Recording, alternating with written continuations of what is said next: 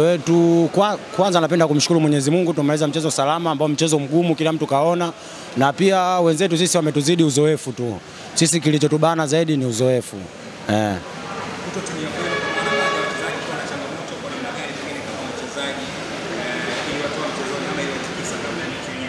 Taarifa za kuwa tunacheza nusu zilikuja kabla ligi kuanza, na pia sisi kama wachezaji tulijiandaa kwa wachezaji ambao tulikuwepo sisi nusu, na tukasema tupambane kwa kila michezo inayokuja mbele yetu mpaka pale wenzetu watakapokuja tuungane pamoja.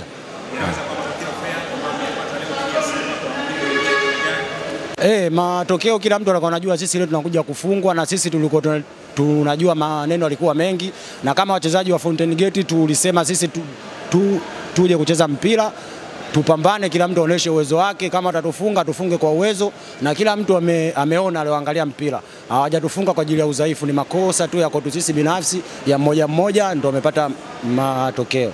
Kulikuwa na ugumu gani kucheza na Simba leo hii ukiwa mmechukuliwa nyota ambao mko season, lakini wale wengine ambao ni under 20 kuja kupata muunganiko sahihi na kupambana na timu kama Simba? Timu kama Simba ni timu kubwa, tunawaheshimu, na sisi leo tulisema tuje kucheza mpira kwa ajili ya kuwaheshimu. Kama watakuja kutufunga watufunge, lakini sisi kwanza tuwaheshimu.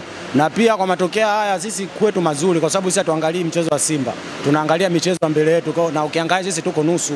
Kwa hiyo tunapambana ili kuitetea nembo ya timu na klabu kwa ujumla. Inawarudisha nyuma kiasi gani wengine? Kwa kuturudisha nyuma, haiturudishi nyuma sana. Kikubwa sisi tunaangalia makosa yetu, kwa sababu mchezo wa kwanza tulivyocheza sio sawa na mchezo tulivyocheza. Kwa hiyo kidogo sisi tuna geni, kwa sababu tunaangalia michezo inayofuata mbele yetu. Umepiga kazi leo mechi ya leo. Mimi maandalizi yako yalikuwa tofauti kwa sababu tunakutana na Simba au ni kawaida? Hapana, mimi kwanza napenda kumshukuru Mwenyezi Mungu, tangu nimeanza msimu mwaka jana mpaka msimu na mwendelezo mzuri, na pia na imani nitafanya vizuri zaidi hapa nilipofanya. Mchezo huu kwangu ni mchezo mkubwa, mchezo wa kihistoria kwangu, na pia mimi nilijiandaa kama mchezaji na pia tulijiandaa kama timu, lengo tuje tufanye vizuri, na pia namshukuru Mwenyezi Mungu kwa matokeo yaliyotokea leo. Mchezo wenu wa pili mfululizo mmepoteza katika ligi kuu ya NBC.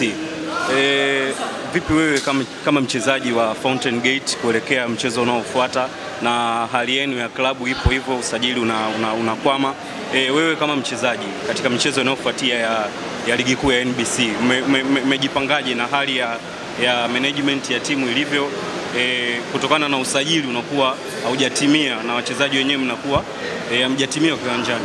Sisi kama wachezaji tumelipokea hilo tangu mwanzo wa msimu, toka hapo mwanzo niliongea, na pia viongozi walituita sisi wachezaji ambao tulosajili, yani tulomaliza msimu uliopita, sisi ndio tuliopambania timu mpaka kubaki hapa, na sisi ambao tutakaopambana mpaka wenzetu watakapokuja. Kikubwa sio kukata tamaa. Kikubwa sisi wachezaji tulokuwepo ni kupambana na kujitahidi kuitetea nembo ya timu, basi kila kitu kitakaa vizuri mpaka pale wenzetu watakapokuja kuungana na sisi.